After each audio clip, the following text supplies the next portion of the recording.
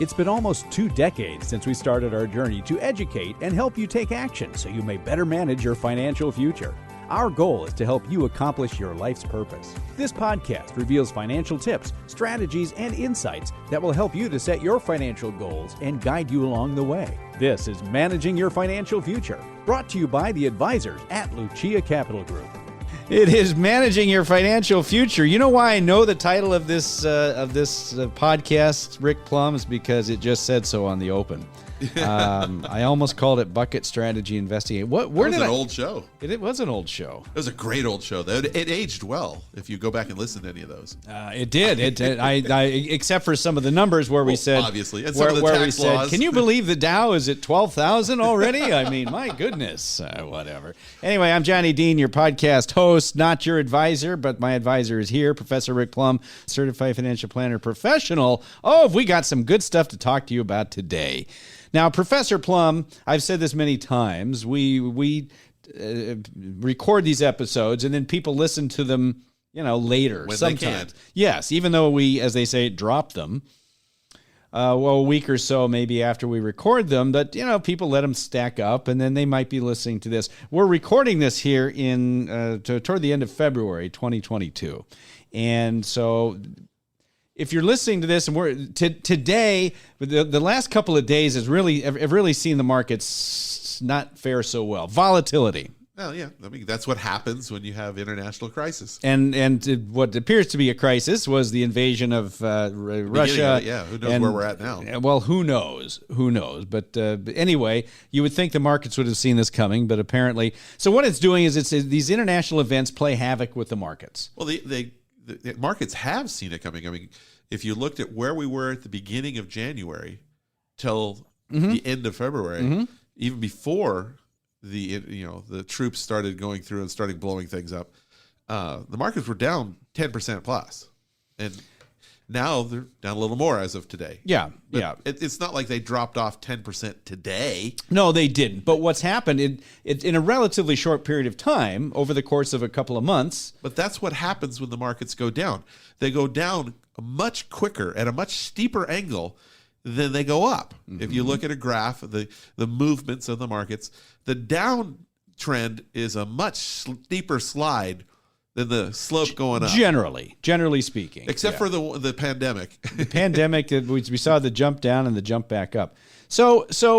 But regardless of when you're listening to this, even if it's 4 months later and things have changed, there will always be cycles of ups and downs. And there will always be something in the news that will affect the market, usually, to the negative side more than anything else. When you have market event or news events, big news events, they're usually not good market events. But the market still survives. At least it has up till now.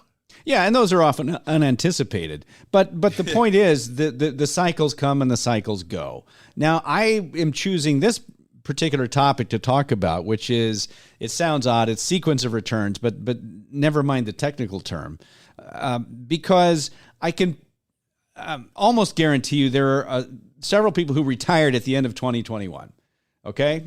And they had reached their goal number with their portfolio, and they said, great, I'm here, I'm ready to go, let's retire. And then since the start of the year, over the first couple of months anyway, we've seen the markets, what's it down? Is it like over 10%? Yeah, 10, in some cases 10, 12, depending on what market you're looking at. Professor, for people who are not prepared, for people who don't have a strategy, somebody who retired January 1st and now even 10%. But it's not even the people that retired January 1st. Maybe the person wanted to retire tomorrow. And in January, they were thinking, happy days are here again, or here to stay. And now they're thinking, oh man, I got to stay at work for a while because I can't afford to retire right now because the markets are off. And we've seen this happen multiple times over the years, whether it was 1972, 73, people wanted to retire and the market went down big time. Whether it was 2000 to 2002, markets had a little bit of a drop at that point. It had a couple different drops, but it was a long slide. 2007 to 2009, March 2020 to April 2020. Okay, that was a short-lived one, but it still scared the heck out of us for a little bit. You don't know. You don't know how long these drops are going to occur. And how many times we talked about people, okay, when the markets were going through that longest bear market almost ever, it's going to drop. It's going to drop. But you keep investing. They just kept, I'm staying in. In fact, they were going more in. And then finally it did drop. But maybe this is the big drop. I don't know. The problem is we don't know when they're going to happen. We tend to think that we're rational. We tend to act rationally when the markets are going in our favor. But unfortunately, unless you have a plan that's bigger than your ability to predict the market, we tend to get emotional about our investments when the markets go down, especially if you are relying on distributions from the portfolio at that time or are planning on taking distributions from the portfolio in the not too distant future. I mean, if you're 22, it doesn't matter. I mean, because you've got a few days before your Roth IRA or your 401k is going to be tapped into for real for spending. But if you're 62, 65, 75, whatever the number is, and you are looking at taking distributions, the difference in a lot of this is, do you need to take a distribution? And that's the big issue. People manage their money like, they build their portfolios by dollar cost averaging, by putting it away and by ignoring it, and by being balanced, by having a diversified portfolio. At first, the diversification is between large company stocks and small company stocks, maybe some international stocks. Then the diversification comes into more balanced approach. And then as you get older, the diversification is a lower stock component and a larger bond component or cash component. But it's still all being managed as one portfolio. And it gets rebalanced because got to be in balance, got to stay in balance. And then it's just a matter of, we got to our retirement date. Let's flip the switch. And instead of money going into the account systematically, let's take money out of the account systematically and let it support ourselves. So that's reverse what the 4% rule is all about. Yeah. So reverse the process. Reverse the dollar cost averaging. Now we're sending the money out instead of sending the money in. And this is where the question comes, Professor Plum, was, did I retire at the wrong time? Because my goodness, my portfolio is down whatever percentage it is. And I had counted on that money to support me. And if I take money out of it now, it's only going to make things worse. Well, and if I take money out now, that's money that can never recover. Yeah. I mean, the markets go down. And so far in history, they've always come back. We might be in the middle of the downturn, but hopefully it'll come back. I mean, can't predict the future all the way, but you got to have time for that. But if I sell some of the assets to be able to provide the income, the cash flow that I need today, that money can never recover. It's gone. And so I had to sell a lot more shares today than I had to raise $1,000 out of my portfolio. I have to sell more shares of whatever's in there today than I needed a year ago, 2 months ago.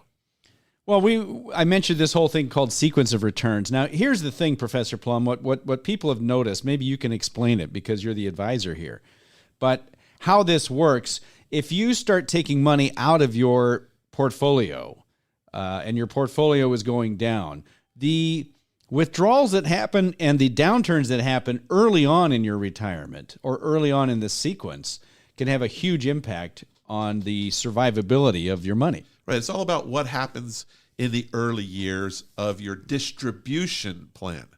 Now, I'm also assuming that your distribution plan is more than 1 or 2%. Most likely you're in the 4 or 5. Some people have a little bit higher distribution rate. So when we're talking about distribution rate, how much money are we taking out of the portfolio? And a lot of people set it up, they've heard about the 4% rule. They set it up at 4%, even 5% for that matter. Mm-hmm. What happens over the next 10 years with your portfolio, with the portfolio you're taking your money out of, has a dramatic effect on whether or not this portfolio is going to work for you or not. If you are using what you call this systematic... The systematic balanced approach. So let's talk about this for a second. I know you have a couple of examples that we've used in the past, historical examples of how this can work.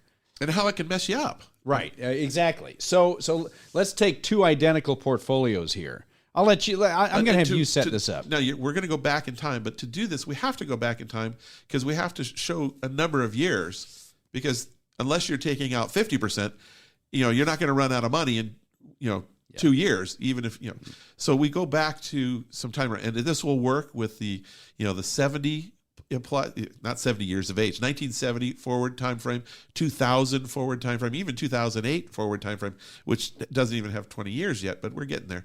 But we go back to where we have a long-term time perspective, where if we go back to the 70s, 1969, 1970, and the market in that next decade went down a couple of years.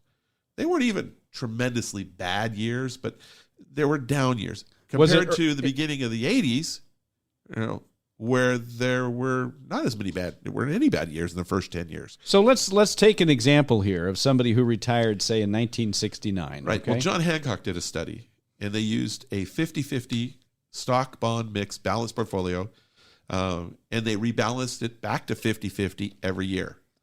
And so they decided, let's take a look at what happens to somebody who's using a balanced approach, 50-50, and they're taking a 5% non-inflation adjusted distribution. So they start with $100,000 and they take $5,000 a year out. And then what will happen to their portfolio is balanced. It stays balanced. It gets rebalanced to maintain that balance over the entire period. And they did this for 2 different time horizons. They did the exact same plan, exact same strategy. Mm-hmm. The difference was in the one where the person started in 1969, in the next 10 years, there were 1, 2, maybe three bad years. And those were in the early part of the 10 years. Actually, they weren't bad. I mean, if you're looking at it, 1969 in this case was down to a little over 2.5%. The markets. This balanced portfolio. Yeah. But then the next year was up. Next year was up double digits. Next year was up double digits. Then it had 2 years in a row where it was down 6% and 12%. And then it was up big time, 25%. So I mean, you had more up years. And if all you did was add up the positives and the negatives, you had minus 2.6 plus 5. Yeah. That's a positive average. You had a positive average over that period of time if all you did was add it up and divide by 10. Okay, but early on there were a couple of bad years. In the first 10 years, there were 3 bad years. Okay, so somebody had $100,000. They started taking their portfolio. They started taking $5,000 per year out in 1969, and they started with $100,000. Now the question was, how long would that money last? How long were their $100,000? Well, they had the unfortunate misfortune of retiring in 1969, taking the $5,000 out. If they did that at the end of 20 years, they were broke. They had no money. So that $100,000 had dwindled down to nothing. Yeah, it had gone, and you didn't even get the full $5,000 out the last year. You ran out of money in about 19 and a half years. But now, and this is where you have to be careful. If you looked at that portfolio, the way they report returns, and you looked at that portfolio and said, well, wait a minute. That portfolio did almost 9% on average a year. If from 69 to the end of 78 or 88, that portfolio averaged 8.9%, 8.98%, almost call it 9%. And they ran out of money. So now, wait a minute. We were taking 5% out. The portfolio over 20 years, an average 9% return. How did it run out of money? Shouldn't there have been 4% or so left over every year? Growing? No. Well, yeah, a lot of that return. Now, that average 9% was a buy and hold return, where it got rebalanced, but it did not have any distributions. Distributions affected dramatically, as obviously by running out of money before the end of the 20 years. So the problem was this person was taking money out of this volatile portfolio over the course of 1969 through the 70s, and then by the end of the 80s. By the end of the 70s. Well, by the end of the 80s, by the end of the 80s, by 88, they were out of money. Yeah. Because they experienced some negativity in those first early years, in the first decade. Yeah. And it was the first year and year like 5, 6, and 7. It wasn't even just 3 bad years. Like 2000 was bad in 2000, bad in 2001, bad in 2002. That was 3 years together. We don't see that very often.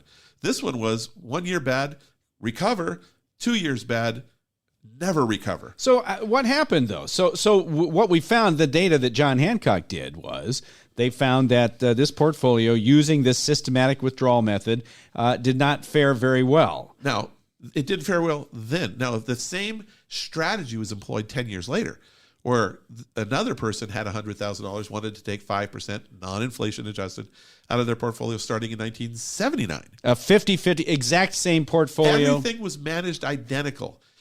Rebalanced to 50-50 every year. Took $5,000 out every year. Because they retired in 79 instead of 69, instead of running out of money after 20 years, they had almost $600,000 left after 6 years. So where one person after 20 years who retired in 1969 was taking $5,000 a year. It was the exact same strategy. They ran out of money after almost 20 years, but somebody who did the exact same thing, everything identical, but they retired in 1979 and did this 20 years later, they had how much? $591,000. Almost 600,000. And the difference was the reaction of the market, which you cannot control. Yeah. You had 3 down years in the first 10 with the first person that ran out of money after 20 or before 20. And you had no down years, and you had some pretty good years in that market. Now, if you looked at a buy and hold, where the other one was just shy of 9%, the period of time, that 20-year period of time was about 13%.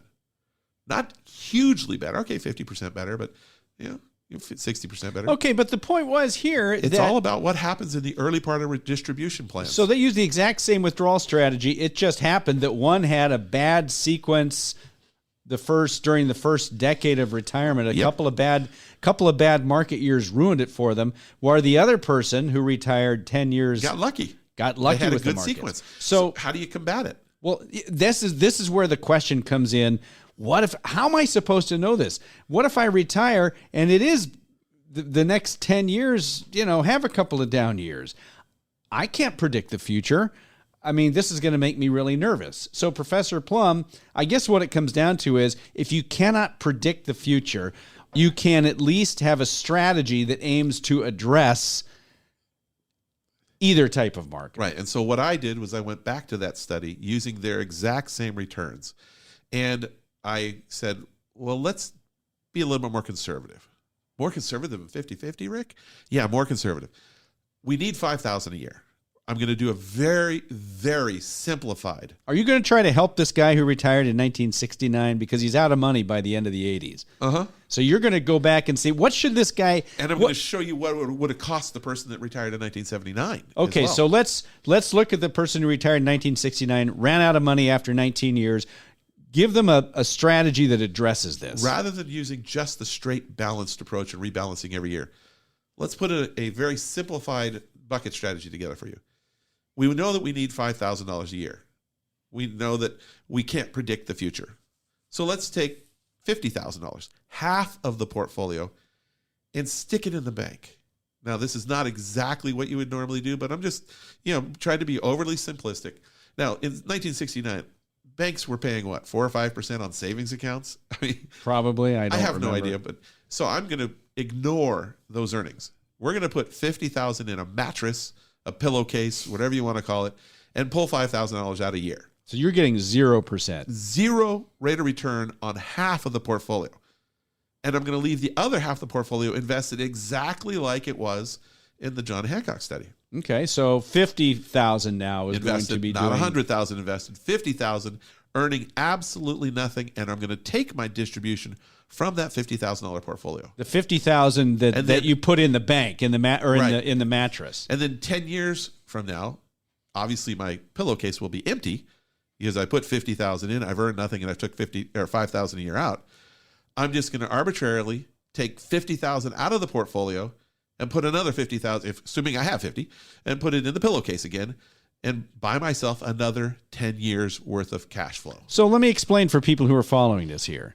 You took $50,000 of this $100,000 in 1969, and you're going to try to fix this person who ran out of money by the end of the 80s. You took half of that $100,000 and illustratively put this in a pillowcase, we'll call it. You put $50,000 in there, and this person for the next 10 years is going to live off of this. Take $5,000 a year out of the pillowcase, and they're going to use that money up. And they're going to put the other 50,000 in the balance, the 50-50, rebalancing it annually, and leave it, not touch it. Leave it alone for 10 years. So we just bought ourselves 10 full years for this person, so that they can have $5,000 a year that they need. Now, there's nothing magical about 10 years. I used it for very simplistic math. Yeah. Let's be real. I said 5,000 a year, 10 years, 50,000. We can debate how long bucket number one should last. Most of the time, 10 years is going to be enough, but not always. 2000 to 2010 was not a good time horizon. Okay, well, this is an illustrative example. Okay, go ahead. So what happened here? Well, and then 10 years later, we take 10,000 out of the portfolio, out of the balance portfolio, refill bucket number one, what we call bucket number one, our spending bucket. And then where were we 20 years after we started? Well, I'm not going to say that you're a multi-gazillionaire, but you're not broke. At that time, where the other portfolio had run out of money several months before, you still have $102,000 in the account, a little over.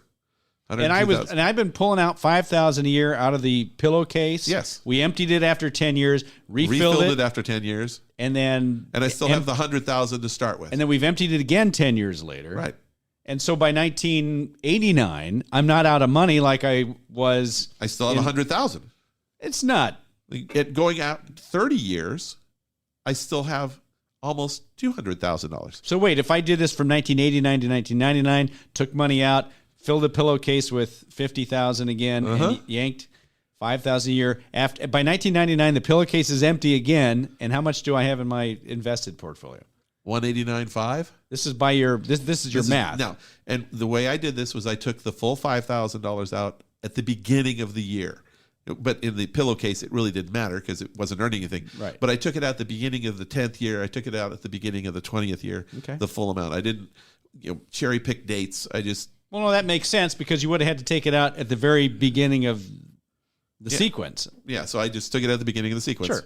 So instead of running out of money, this person still had money. In fact, had almost 30 years, had $190,000 left. And that's taking another $50,000 in cash flow and still having $190,000 left over being broke. And this is using the exact same portfolio, but using it differently. Actually, only using it half as much and still doing better. So it's not the portfolio that was the problem. It was the strategy of the distribution that was the problem. Now, anytime something works like this to defend me on the downsides, I got to be given something up on the upsides, right? So that person, looking at this 10 years later, so if somebody started this in 69 and 79, the person looked at it and said, wow, they did a good job by going 50-50. I'm going to do the same thing because I don't know what the next 10 years is going to bring. Okay, so somebody in 1979 is going to put half of his $100,000 or her $100,000 in a pillowcase, right, and invest the other half. Right, and so how much is that going to have cost me over that period of time? Well, no, let's just say, what does this person have? What's their balance going to be after 10 years, 20 years, 30 years? Well, that's kind of what it's going to cost me. So I do the same thing. I take the $100,000, split it into two pieces. In 1979 now. Put $50,000 in the pillowcase, earning nothing. Take my $5,000 a year out of it for 10 years. At the end of 10 years, refill it. At the end of 20 years, refill it. Arbitrarily just coming out of the portfolio. The rest of the money, starting with $50,000, is in the exact same balance portfolio that they used in the John Hancock study. All right, so you've done the exact same thing that the 1969 retiree Applied did. The exact same just started metrics. In 1979. 30 years later. 89. So at 2000. Let's just be real. You didn't run out of money at any time. Yes. In the sequence here, because it was good sequences. And 30 years later, where if you had been all invested in the portfolio, you had $591,000. We talked about that earlier. Yes. Obviously, I had to give something up to be safer, to be, Well, because you took half the money every 10 years and stuck it in a pillowcase and lived off the pillowcase money. So where would I be 30 years later if I'd done that? I would not have $591,000. But I would have over $500,000 based on all these numbers. I'd be at 506-ish, give or take. So gave up $85,000. So you gave up, in this example, $85,000 to be in change. Much more secure with my cash flow, to avoid selling when the market was down. Now, I also avoided some of the market ups because I took some money, half the money, and put it in cash. Put it in the pillowcase. So obviously, I was a much more conservative investor. In the early person, the person that retired in 69, it saved my bacon. Oh, I like bacon. But it allowed me to continue a portfolio where otherwise it would have run out of money. On the other one, I didn't have as high of an ending balance, but I probably slept a whole lot better every night. And I still had, 80-some% of that ending balance anyway. So you didn't really have to give up all that much to Doesn't seem like it, no. Some, in this example. Yes. To get. And this is, based on historical numbers that who knows what the future is going to hold. Like I said, using 10 years on bucket number one worked great in this one. Wouldn't have worked as well. Still probably would have worked better than being all invested, but it wouldn't have worked quite as well in the 2000 to 2010 time horizon. So if I retired in January 1st, 2000, right, and had 10 years like this, I don't know what the numbers would have been, but it probably wouldn't have been as good. But what you're doing here, Professor Plum, from my outside, from looking at this from the outside, is I'm not trying to hit a home run and get the best possible rate of return. I'm trying to make sure in any way I can that I'm not going to go broke, that I'm not going to run out of money before I run out of time. I want to have a better feeling towards making sure that I have my 5,000 or whatever the number is you've designed into the portfolio, that I have my stable cash flow, that I don't have to freak out when I turn the news on when I'm getting dressed in the morning and I see that the markets are down 10% year to date and could be going lower. I don't want to have to worry about it. And I want to be able to continue this retirement that I have set for myself. And so I remember talking to a gentleman years ago who was an avid, watcher of all the different news shows, financial news shows, and he ruled his life. And if the markets were down, he was in a bad mood. And he finally got to retirement, and we actually helped him bucketize his portfolio. And it wasn't that the buckets were going to create, turn him into a gazillionaire. And I remember one morning meeting with him and him saying, you know what, I got up this morning and the markets are down and I just didn't care. It felt good. Well, because I was not worried about where my income was coming from for the next 8 or 9 years. Because the money that's going down in the stock markets, presumably, is money that this person is not going to need for the next 10 years or longer. Right. Now, like I said, doing a buckets plan is not a guarantee that you're going to survive. You can overspend, you can, do things, and who knows what the future holds as far as returns.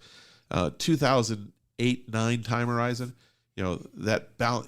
When we were talking about that person that retired in 1969, in that first decade, there were some down years. There wasn't a single down year as bad as the 2008 to 2009 downturn. So different time horizons have different issues, but having safe, stable, dependable cash flow that is not requirement of the positivity of the market for retirees makes a lot of sense. And yes, you give up a little of returns in the good years, in the great decades.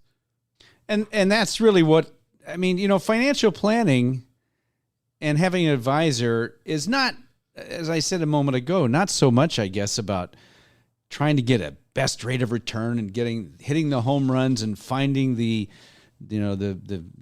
gold nuggets in the mountains somewhere. It's more about managing behavior, I guess. Well, I was talking to somebody on the phone the other day, a younger person, who just realized they have an extra $5,000 that they want to put aside, and he goes, "What should I be doing with this?" I said, "Well, what do you need this money for? Is this money that you're not going to need for 15, 20, 30 years? Or what are you going to need?" He goes, "Well, we're going to be moving here pretty soon and have to buy a house." I'm like, "So you're going to need to spend this money in the next 6 months?" He goes, "I probably will spend it the next 6 months on a house." I said, "Well, then you have to be a saver.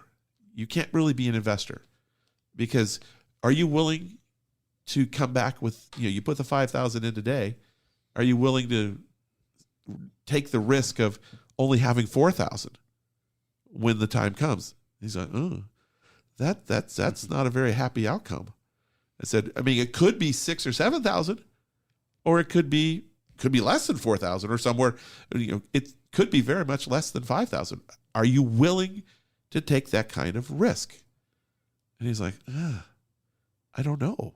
I go, so that's the question. It's not a matter of what's the best investment. Let's find out what we're trying to do with this money and how much risk are you willing to take to get those returns. And I think some people are under the mistaken notion that the best type of financial advice and the best type of advisor is the one who's going to hit that home run for you, who's going to find the stock that nobody else knows about. And they can go back to their friends and brag that they got 28% returns when, everybody else got 4%. Yeah, that's not financial planning advice. That's speculation. It's gambling is what it is. In some respects. I mean, and it also comes down to, it comes down to what is the purpose of the money? Hey, like I said, if you're 26 years old and you've got 30 years and you're going to put this, so we talked about whether he should be using a Roth IRA or this, that, what kind of an account it should be. And if he's just going to spend it in the next 6 months, why put the money in the Roth and do the paperwork and then account for it on your tax return when you take it out 6 months from now?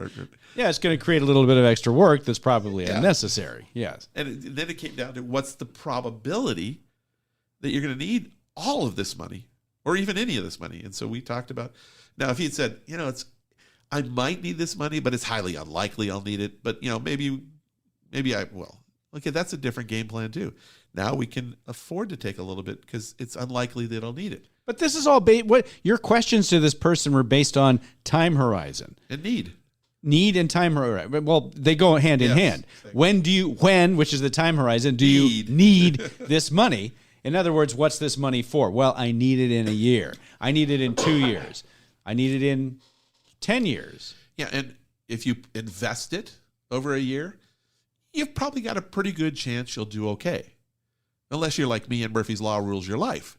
Yeah, I wouldn't even say probably. Well, I mean statistically, what are you 7 out of 10? Well, statistically, I could flip a coin and it's going to come up heads half the time and tails. But that doesn't mean that there won't be 9 times in a row where it comes up, heads. Yeah, but so it's all a matter of, do you feel lucky, punk?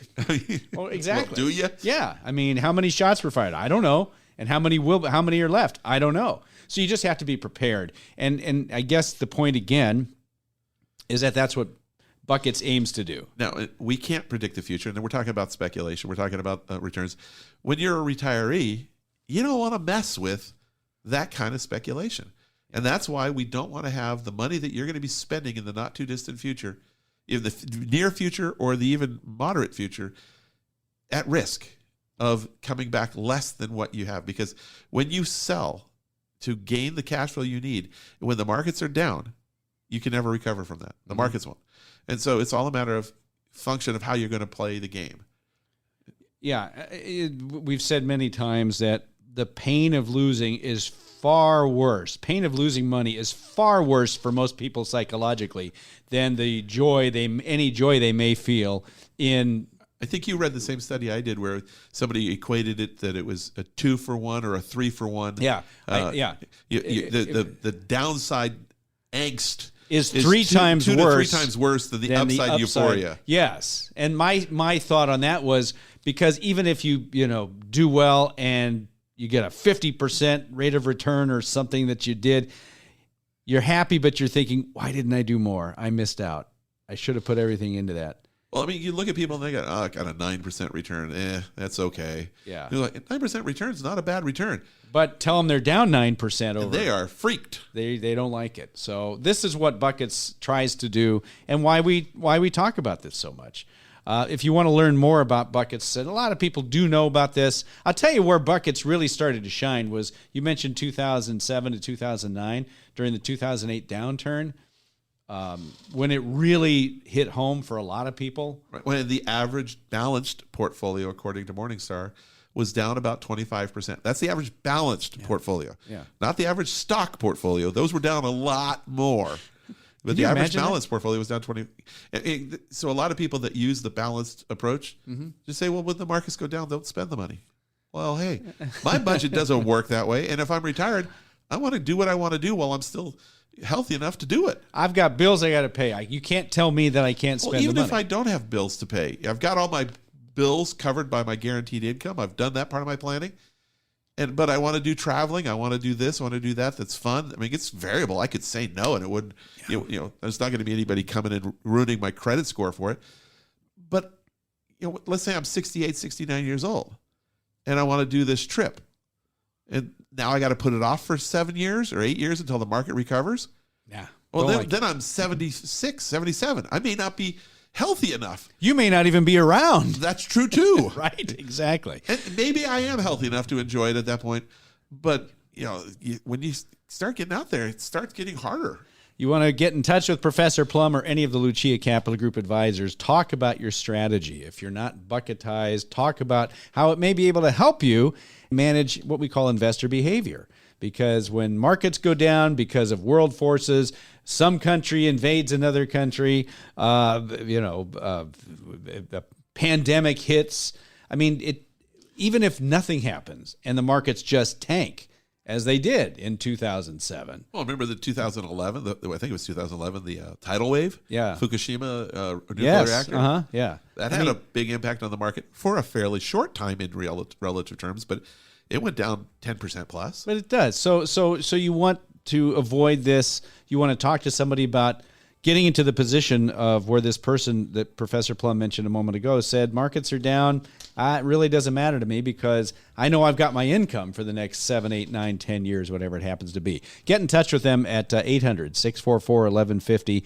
That's the number at Lucia Capital Group, 800-644-1150. Long time sponsors of the show. And there's a reason we talk about buckets because of, events like we've been seeing, at least so far in 2022. LuciaCap.com is the website.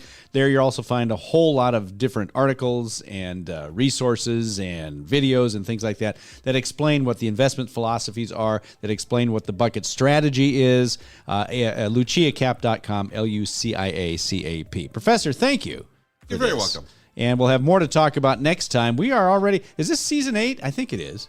I haven't even looked. I think we're season 8. I don't know how that happens. I show up and answer questions. I don't count seasons. Well, I show up and ask questions or make weird observations, but I don't count either. But anyway, we thank everybody for having listened for so long. We're going to keep doing this. We've got another episode coming up next week. Don't forget to subscribe to our podcast. Go to Spotify and download this. Get it downloaded every single week to your device and have a listen. We do thank you for listening. For Professor Rick Plum, Certified Financial Planner, Professional, I'm Johnny Dean, podcast host.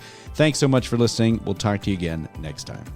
Different types of investments and/or investment strategies involve varying levels of risk, and there can be no assurance that any specific investment or investment strategy will be profitable for a client's or prospective client's portfolio. Thus, investments may result in a loss of principal. Accordingly, no client or prospective client should assume that the information presented serves as a receipt of or a substitute for personalized advice from LCG or from any other investment professional. You should always seek counsel of the appropriate advisor prior to making any investment decision. All investments are subject to risk, including the loss of principal. This material was gathered from sources believed to be reliable. However, its accuracy cannot be guaranteed. Roth IRA distributions of principal from a Roth IRA are tax-free. However, any earnings will be taxed at ordinary income rates, and a 10% penalty tax will apply if withdrawn prior to age 59 and a half or within 5 years of the date the Roth IRA was established, whichever is longer. A dollar-cost averaging strategy does not guarantee a profit or protection from loss. Since such an investment plan involves continual investment in securities regardless of fluctuating price levels, you must consider your willingness to continue purchasing during periods of high or low price levels. Diversification strategies do not ensure a profit and cannot protect against losses in a declining market. It is important to keep in mind that investments in fixed income products are subject to liquidity or market risk,